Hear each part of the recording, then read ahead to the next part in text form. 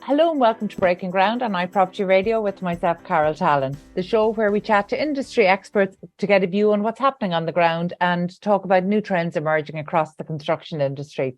And every so often we get to talk to the people who are doing it for themselves, the self-builders, and tonight is one of those nights. So I'm delighted to be able to introduce you to Laura Conway and Thomas Brennan, self-builders from County Kilkenny. Laura and Thomas, thank you so much for joining us today. I'm always excited when we have self-builders on the show.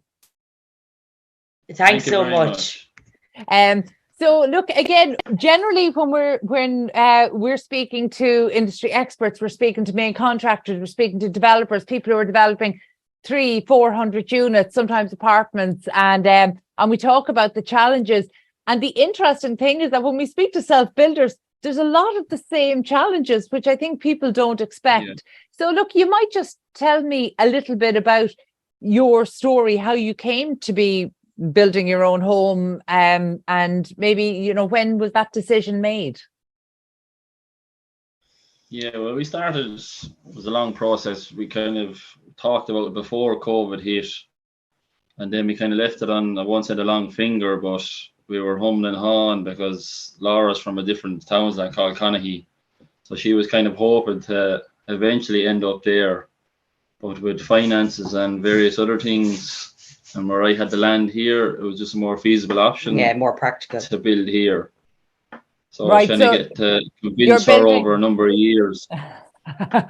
Well, look, there's always compromise involved in a home, whether you build it or buy it. There's always compromise. But So Thomas, you were building on family. Was it your family home? Yeah. My parents owned the site, so they generously signed it over to me there last year, and then we finally decided to go ahead and build during the whole COVID process, which was tricky now at times. To be fair, it wasn't as smooth as an easy road as you would imagine. You know what I mean? If it hadn't been COVID, it probably would have been a little more smoothly. But it was just during COVID we had to jump through a few hurdles. Yeah, well, look, planning always brings its own challenges. I've never heard of a straightforward situation of planning, whether it's again for 100+ homes or for one. There just doesn't seem to be a straightforward planning application. But tell me about your planning journey. How did you approach it? Did you design the home yourself? What kind of skills did you bring in? Yeah, well, we kind of went down the whole road of my father years ago. He would have been into technical drawing and stuff like that, and he would have had quite a bit of knowledge. So we actually got him to draw out the house for us instead of going down the road of architects and stuff, which we couldn't afford at the time. So it was kind of a few months of a process where we were drawing up ideas, having a look, making a few tweaks, making sure we were happy with everything that he did, and everything was in a place where we wanted in the house. Yeah, I think we had so much time because we had been thinking about it. We always knew we were going to build. So, and we live in such a small space now that we sort of knew what we wanted and where we wanted, and we don't really need anything like overly fancy. Do you know what I mean? We were happy with just like a large sitting room, playroom for the kids, 3-bedroom, big utility room. So once we were able to get that, drawn out properly, that was going to work for us. And we were fairly happy. How many children do you have? 2 kids. Yeah, very good. 7 and 3. Okay, so lots of toys, lots of stuff, lots of everything else that 7 and 3-year-olds need. Tell me, when you were designing the house, were you both on the same page? Did you both want the same thing? Yeah, I think so. We kind of were, because I was always under the impression that a big bungalow, well, it's not that big, like it's 2,000 square feet, but it was a bungalow was always my idea. I was never into 2-story or anything like that. I would have just like a nice simple bungalow, and Laura was kind of into the whole like old cottage type feeling with a little bit of stone, a little bit of character, and not too mainstream of sleek designs and all this stuff. That we wanted to kind of put our own stamp on it and have a little bit of country sort of feeling. Because like we grew up in the country, and I suppose we're very outdoorsy. The kids are outdoorsy. We live by a river, so we wanted to sort of all tie it in. And where we are, there's an amazing view of the sunset. So we have like a really big corner window looking down onto the river. So like we knew when we were standing on the site, we were there for That's where we wanted the kitchen. weeks and weeks, you know, looking, and we're like, no, this, we were sort of standing everywhere going, no, this will be the best view. So once we had that in place, we sort of, built the house around that. everything else sort of, worked around that, I suppose, to get that view. Do you know, I really want our listeners to be able to experience that. So actually, I would recommend to anybody go onto Instagram and you'll find Laura and Thomas's journey. You'll be able to see some of that at the cabin revamp. So it's the_cabin_revamp. And you'll be able to see some beautiful shots, work in progress, some really nice images there. So it's great. It's great that you're documenting this story. I love following self-builders as they're documenting the journey that it's taken, the decisions that were made in terms of design. You know, you talk about standing on the site that you knew where you were going to be waking up and having your breakfast in the mornings. And that's something that only self-builders get to do. Exactly. And the view we have is kind of, you have to see it to kind of understand it. You know what I mean? You have to have the right summer's evening, and then the sun is setting in the right position, and the sky is from orange to red. It's amazing. It is. You have to see it. I think Laura has a few pictures up, and if not, we'll throw a few we'll throw a few up. We have plenty of them. Definitely put up a few more. What's there is great, but definitely put up a few more, because again, there's so many people interested in this, and I think it's something that a large number of people want to do, but it's beyond them, because the reality is, if you're not from a rural area, or if you don't have access to a site, it can be really difficult. But even if you are from that area, planning can be a challenge. So will you tell us a little bit about your planning journey? And I'm conscious that this did happen during COVID, so you had an extra layer of restrictions. So we'd applied for the planning, and it was the drawings, everything like that was perfect. So we had a guy sort of look at them just to make sure everything was like above board and that they'd be accepted from the council, because they were hand drawn and not like done on digital prints. Like, so that was all perfect. It all went through, and like that, just with COVID, the council, what's the officer? What do they call it? What's the officer called that does it? It's like the planning officer. Sorry, went blank there. The planning officer usually comes out onto the site, you know, and sort of views it. But like that, it was through COVID, so she wouldn't come out, and it was all through like Google Maps. And then she was saying to us that we were backland, and in a rural area you can't build at the back of somebody's house. But we're not backland. We're actually to the side of Thomas's parents' house, because Thomas's parents' house is sort of turned at an angle. So that was the first sort of hurdle to get through, trying to explain to her that where the land was. And then she was saying we didn't have our own entrance, but we actually have our own private lane. It's just slightly down the road and will bring us into the side of our site. And she was saying she couldn't see the lane on Google Maps. So again, we were trying to explain to her, we were like literally sending her, it's however yards up the road, it's there, it's beside the second bunk or 2-story. There's a 2-story just next door to us as well. And like that, just wasn't listening. We couldn't heed nor drive for her. So we ended up contacting actually a local councillor that works in the council, and he was amazing to us, because if we had moved into a port cabin nearly 7.5 years ago to try and build, save, because we couldn't rent and save. And then we had I got pregnant in the meantime, you know. So we had, if we couldn't get planning here, we really had no option.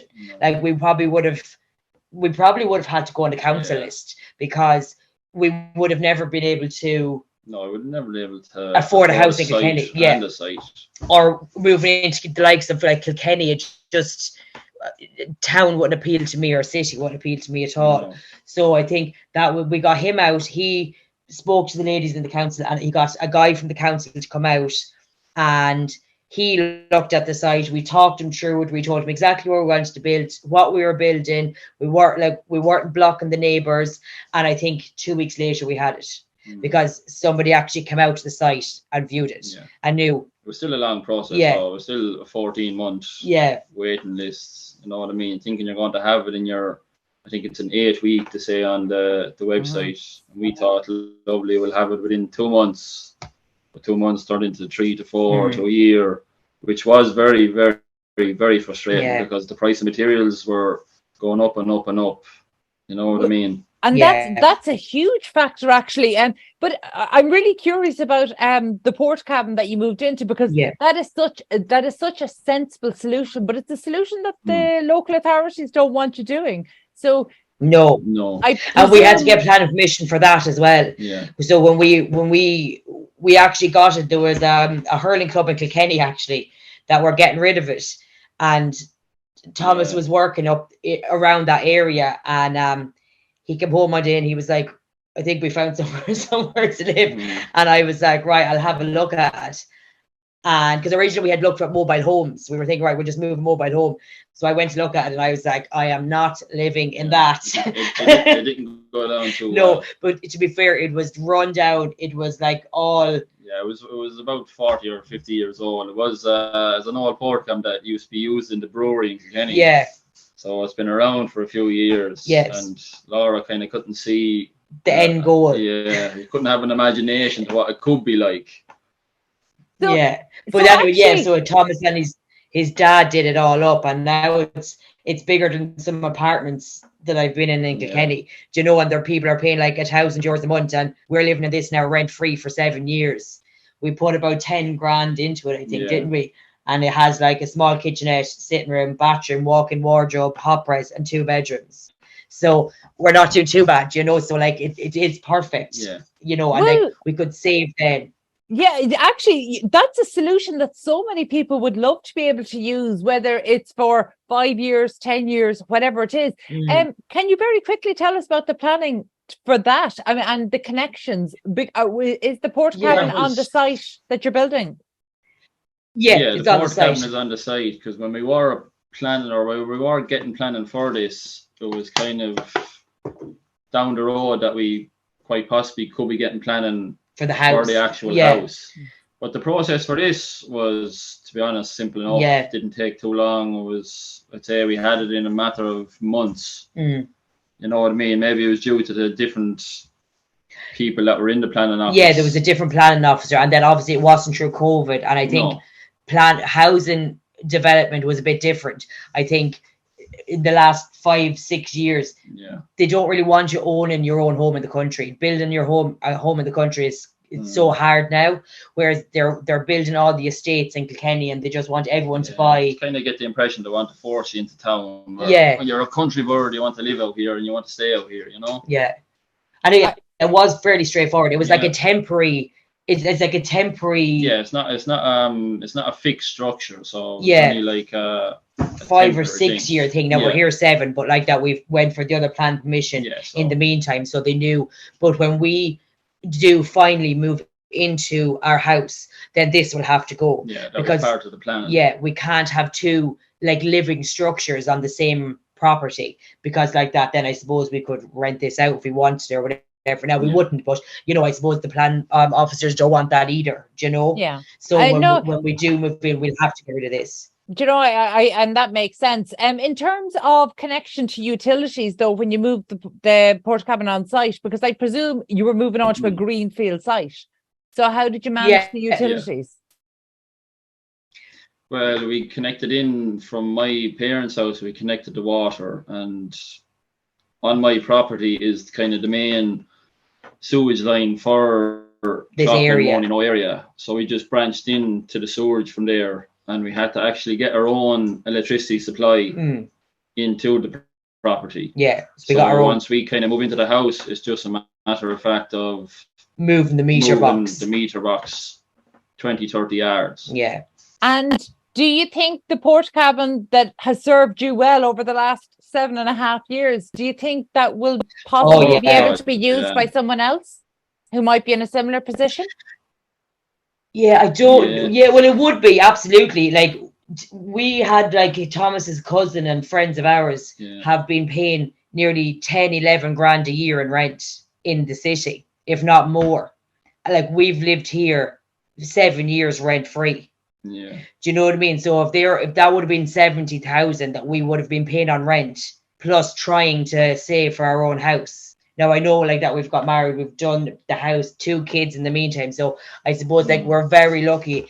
And then COVID had hit Yeah, it is kind of getting a bit small now. It was grand when we first moved in, it was only the two of us. But then when you start having kids to it, and toys and clothes and Yeah, various other stuff, it is a bit small. But when you hear stories and read articles about families who are choosing between IVF or getting a mortgage, or having to put their family on hold because they know they can't get a mortgage while they're paying these exorbitant rents, and these are people who are not able to get on with their life. They're not able to live in their own communities. They're not able to start a family, and they're aging every year as well. And yet it's like a race they just can't keep up with because house prices have increased so much. And Thomas, you touched on it there, even in terms of construction materials and inflation, even from the time you guys started, have increased so much. So from that point of view, I would imagine there'd be people listening here thinking you guys are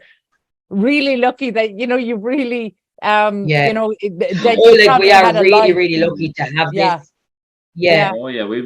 But to be honest, I'd recommend it to anybody. You know what I mean? Instead of staying in rented accommodation and paying your 600, 700, 800, 900 euro a month, if you're lucky, to take out a small loan, if you have money, 10 grand to buy a mobile home, plant it where you want to live, and just save, because we couldn't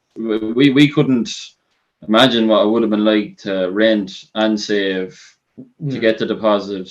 We would still be renting. That's where we'd be. We physically wouldn't have been able to do it, to be honest. Yeah, we'd still be renting for sure, because 2 kids. Thomas has been sick, had a few health issues, COVID, out of work, an awful lot of stuff. So like we'd still be renting. And to be honest, we've always spoke about, like, we're together like 13 years. We moved in and rented in a house in Kilkenny for a year. Just to see what just to see, like, okay, when you're moving forward in a relationship, okay, can we live together? Are we is this a compatible thing? When we're much younger, I suppose.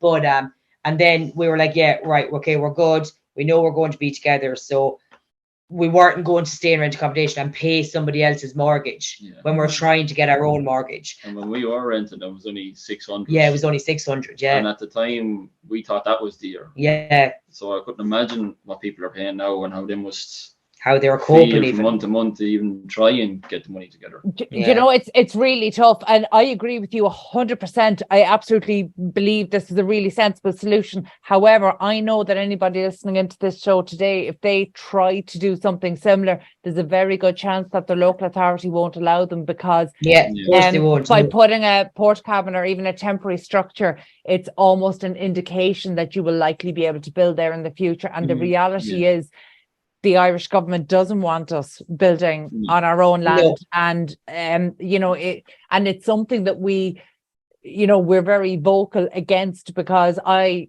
grew up on a farm. I live in the country, and I actually am currently on my second round of planning and have appeals sitting there, so I know firsthand that the government policy is not to allow one-off building. So even those that are successful are only successful after a number of rounds of planning, which is crazy, because you're spending all of that money wasting. Yeah, you're eating into your deposits then and your mortgage savings, and it's really hard, like, and then every week materials are going up. Like when we first priced, because Thomas and his dad have actually built most of the house themselves as well, so we have been in a really lucky situation. I know not everybody would be in the situation that we are. Like they built all timber frame. So we built from the ground up, you know what I mean? We built everything. The only problem was, as I said, with materials.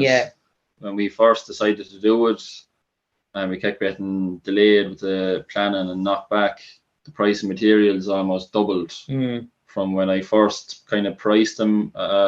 What the timber was like 16 or something? What was it? To say we kind of priced was timber for the structure, the roof. There was insulation, there was roofing, there was slates.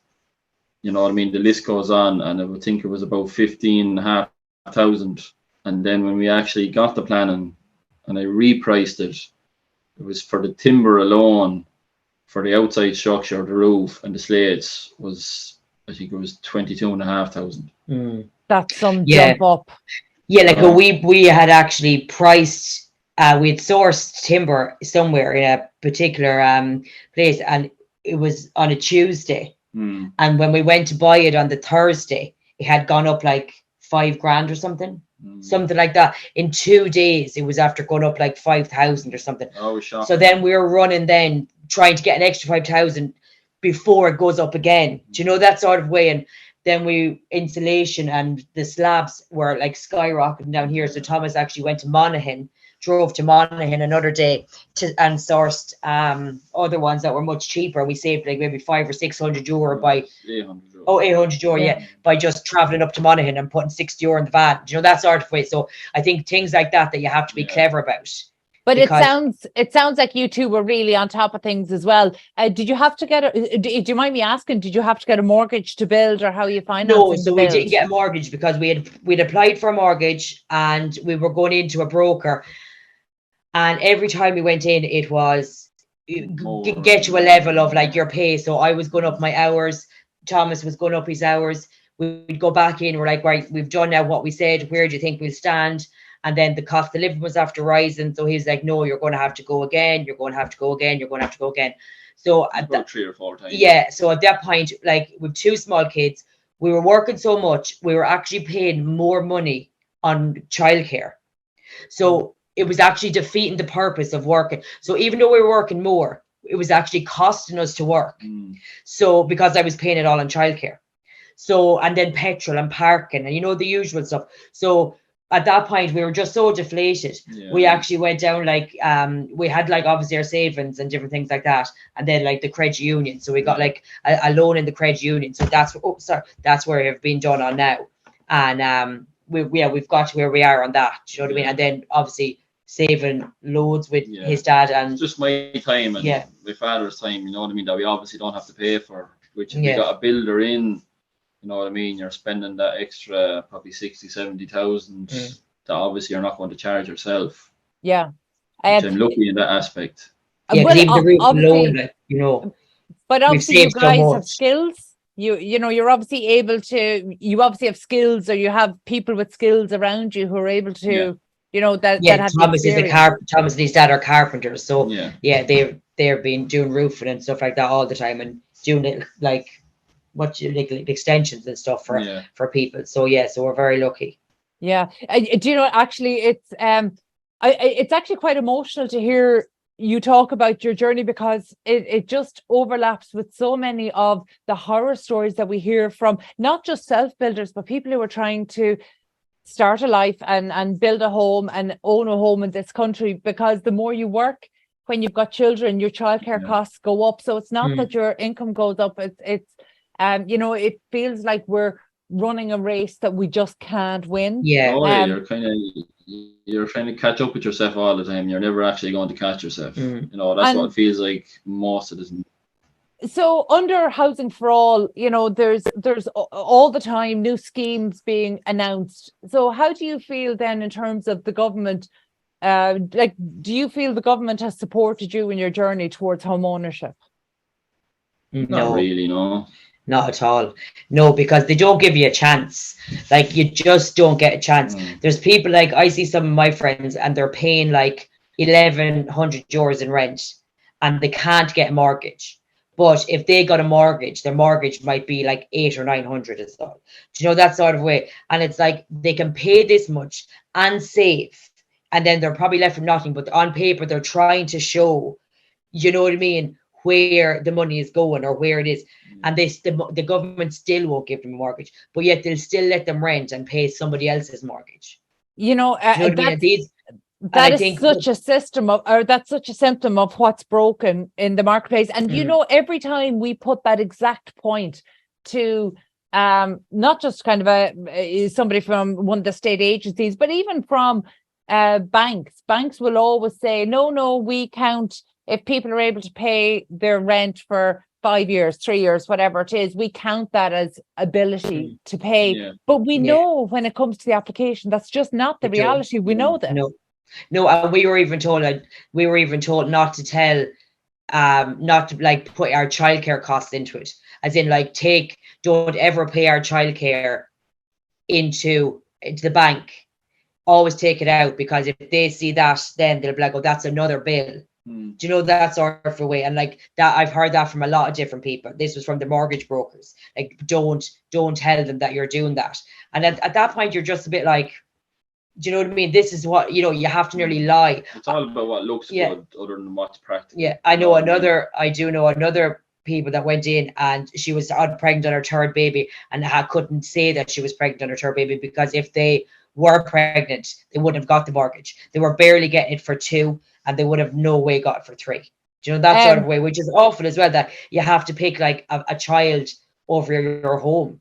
Laura, you know? That I can tell you that absolutely happens, because I am aware of people who have moved ahead with the mortgage quicker so that they could have an appointment before any sign of the pregnancy started to show. And by the way, I know of a mortgage broker who has advised people to not declare a pregnancy as well, because once it is declared, that's a problem. Tell me, what, you know, you've had such a long journey, you know, moving into Portakabin 7.5 years ago. You've had a really long journey through this, even though I know you're kind of only count the planning as being in the last year or two.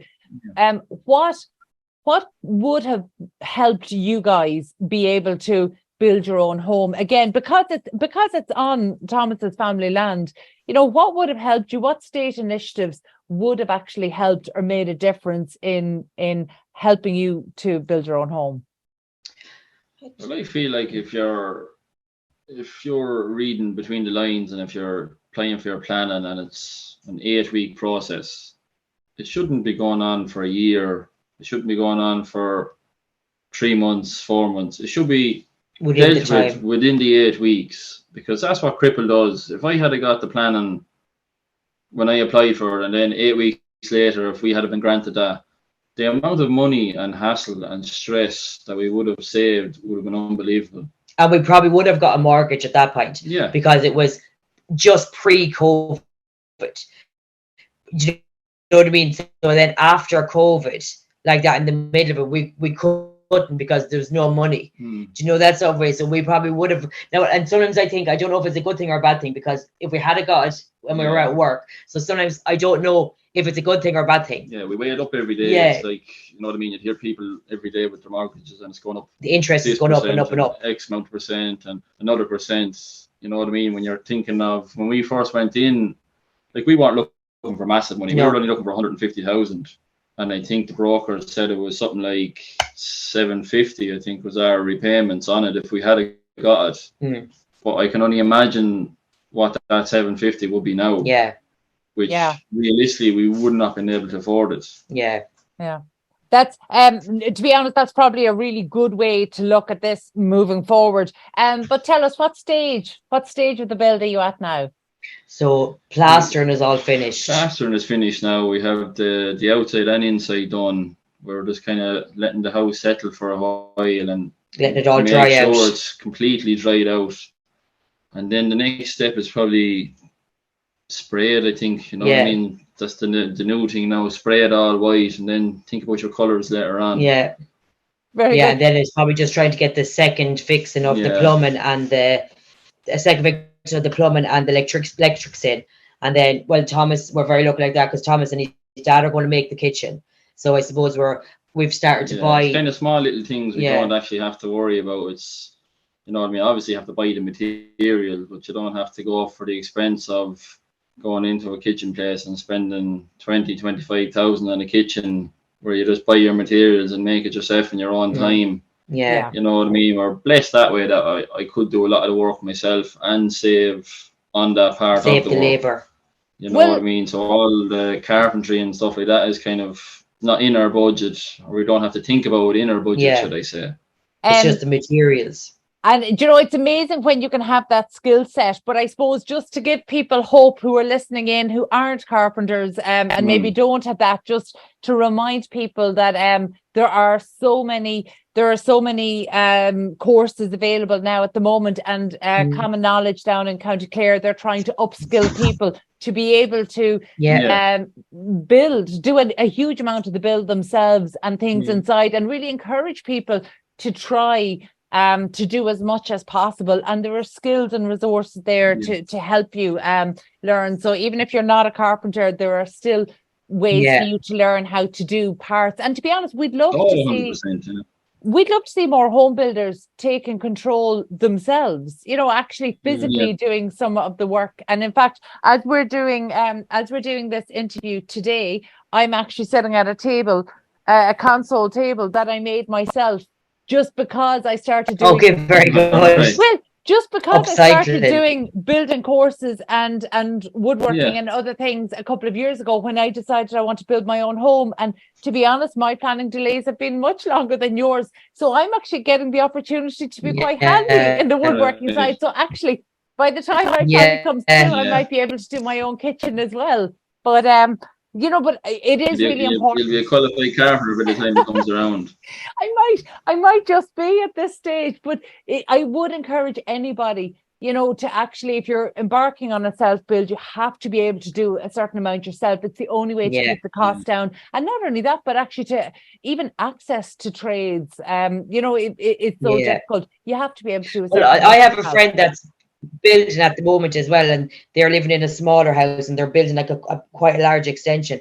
And for some of the work, what her partner is doing work on someone else's house, and then that person is going to come and do work on his house. So they're sort of like trading trades, if that makes sense. Fantastic. You know? So like there's no money going to change hands, but you're doing that for me, so I'll do the same amount of work that would cost, you know, in labor for you as well, or whatever. And maybe that's just the way to go now, because nobody wants I feel like the government, they don't want you to progress, and every time you're trying to progress, they're just knocking you down. Because like when we were like 25, everybody that was our age now, or 35 or 36, had mortgages and had houses and had the big car, and they looked like they had all their life put together. And now, like, I think out of our friend group that are all like between 30 and 35, I think two own their own home, three maybe own their own home. Do you know what I mean? And it's like, it's that's not okay. No. At 35, that people with families are still renting. Do you know that sort of way? Because there is no other option for them. Do you know? And if you go into Kilkenny for houses, 350, 400,000 for a house that has, like, you open the back door and you're looking at a wall. I couldn't grasp it. And if I had a mortgage for that much, I wouldn't be able to sleep at night. I'd be with the thoughts of the repayments and how long and how hard I'd have to work. I'd rather have like something a bit smaller, something more secure, and just build within our means. Like, we don't need to keep up with everybody else. We just need to do what works for us, I think. Do you know, instead of like keeping up with the Joneses thing. You see, you're making it sound modest, but you're building a 2,000 square foot home that is going to overlook the river, that has lots of glazing. I mean, you're talking about a beautiful home. And by the way, again, for anyone listening in, because I'm conscious that this is audio, so for anybody who's curious, head over to Instagram to the Cabin Revamp, and you'll be able to find Thomas and Laura's journey and some of the images there. And in fact, just before we came on to record here today, I was on your Instagram and looking, and the house, it's really taken shape. It looks fantastic. So there's a huge amount of work already done. Yeah, it does. I think when you're sort of looking back, you feel like, oh, it's never going to end. But then you look and you think, okay, we've done this with basically no help. Do you know, that sort of way? Like, we've done this sort of other, well, I say we, Thomas. I've supervised. I've supervised and given out. Pointed the finger and I point at the mistakes. Laura, I don't think you can say no help if Thomas's dad is going to be listening into this interview. Yeah, exactly. Yeah. Oh, yeah. Well, I know. Yeah, but you know, as in from like banks or whatever. But yeah, no, we're very lucky, because to be fair, like the two of them have. Yeah, sometimes when you're kind of sitting here and you're looking out the window and you kind of think that it's a slow month and progression isn't as far along as you'd imagine, but then you flick through your phone and it's like a year ago from now, how far we've come, and you actually see the actual work that has been done. You know what I mean? It is amazing that way, where you kind of, you know what I mean, you get a sense of pride that you've done it's getting there, and it's eventually going to be a forever home, you know. And I suppose because we're doing it so different, you know, when people are building houses, I do be laughing because people will be asking us all the time, "Oh, are you in the house?" No, like we're not even nearly in the house, you know, because people forget like the paths have to be laid, you know, the bathroom has to be fitted, the tiles have done, the architecture has to be bought, and everything is like nothing is for free. Like even a box of nails is €20. Like, do you know that sort of way? So when you have 2 kids and you're working, and you know, we got married and just different, like life happens, you know, that sort of way. So I suppose at the moment we've got where we are now, but I think at the moment there'll be a slight standstill because you put so much into it, I think, that sometimes you're nearly forgetting to enjoy life as well. So I said, like, the summer now, we'll try and get back on our feet, save a bit, enjoy the summer with the kids, and move on then come September, you know?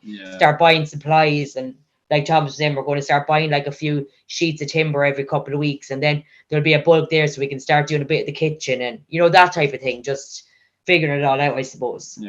I think you guys have a fantastic attitude, so I absolutely wish you the best of luck. And I'm almost afraid to ask this question, but when do you think you'll be in the house? Is that, should I not ask? The amount of pushbacks we're after getting with kind of waiting for stuff, and we were delayed 6 months by just waiting for an electrician and a plumber, and a plumber. We had one, and then so we're nearly a year behind, I'd say. Yeah, we're a year behind by just waiting on 2 suppliers. Yeah. So when you look at it that way, we're okay. We're just waiting on other people. Do you know, that sort of way as well? And I suppose just trying to get a few pounds together, picking out the things that we want and just moving. But we'll hopefully by the new year we'll be moving in. I'd say we'll have the kitchen, a bathroom, and the bedrooms done. There mightn't be any lights on or no electricity or no heating, but we'll be in it anyway. There'll be a tent in the sitting room. Yeah, we'll get a little gas stove in the middle of the kitchen, and we'll have the Christmas dinner. It might be cold, but we'll be having dinner in it. I love it. And to be honest, I think maybe after you do get in there, you'll be getting requests to go help other people with their homes. But tell me, are the kids looking forward to, because they must be able to see it out the window now? So are they looking forward to moving in? Yeah, they're in there every day and they're running around, and they're, you know, anyone that comes over, they're like, "Oh, this is my room, and this is my room, and this is where we're going to do this." Well, it's kind of, you know what I mean, it's an investment for them as well. We're doing, you know what I mean, we'll own it, but it'll be theirs, you know, and it's something for them. But I think that's why we started the page originally, because when Daisy was small, we had done this, which is showed when Daisy was a bit bigger, like when we're after this, I did a little photo album of this, you know. And I think then with the house, because they were looking out the window at it, so I just like that. We just did it as like nearly like a photo diary for them to look back on. And Teddy is like Thomas and his dad, and he's into everything, you know. He's with the little pencil on his ear, and he has his work belt on with his little hammer and his screwdriver. So he's out like every opportunity, and he's measuring walls and different things like that. So like he loves it, you know. He's sweeping the dust from the plasterboard and all that, like washing the windows down, you know. So he loves that. I just think to show them back, you know, when they, like, it's their memories, really, like it's for them, it's their memories. So that's why we sort of first started the page, wasn't it? And then I love looking at house pages, obviously, because I'm in the middle of building, so you know, getting like info, looking at Pinterest and everything. It's like information and stuff. I want this, and then went, you know, it's like, turn off your phone for 5 minutes. You know, I love it. The good news is there's lots of other people are enjoying watching your build, so you two get to watch other people's, but we all get to watch yours, and I think it's great. And by the way, I think you should be encouraging Daisy and Teddy, and maybe they will be your future plumbers and electricians and everything that we need. So definitely encourage them to keep an interest. Guys, thank you so much for joining me today.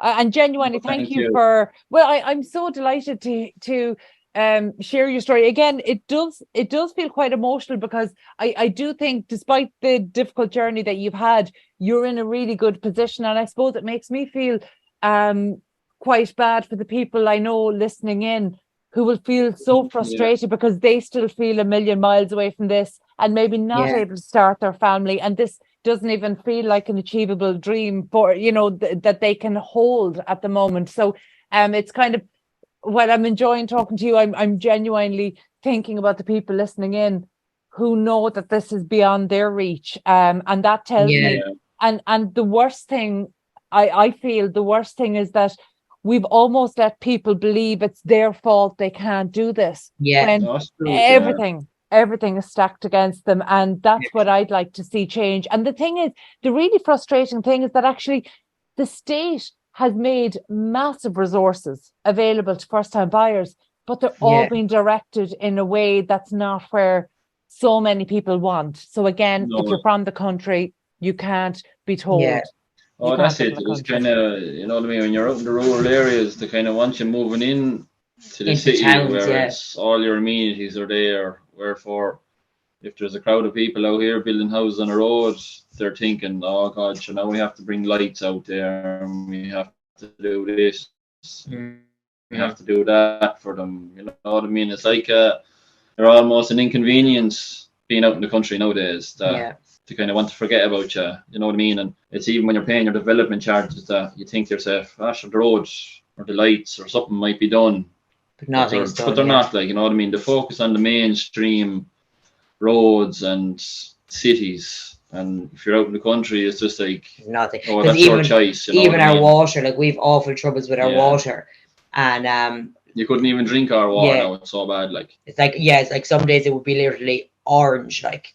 Like you couldn't drink it. We'd have to use tap all the time. But like that, you're paying your development charge, you're paying all this stuff to the council, and still there's no help. There's no help for first time builders. There's help for first time buyers because you're buying government led buildings, government funded estates. You know, that's over mostly and different things. And I just feel like that you just don't get a head start at all. You're constantly getting knocked back, I think. And then when you just hear everything going on in the mainstream media about money being squandered and stuff like that, you just think to yourself, what's the point? You know what I mean? Could that money not be used to help people instead of buying your flip-flops for $4,500? You know what I mean?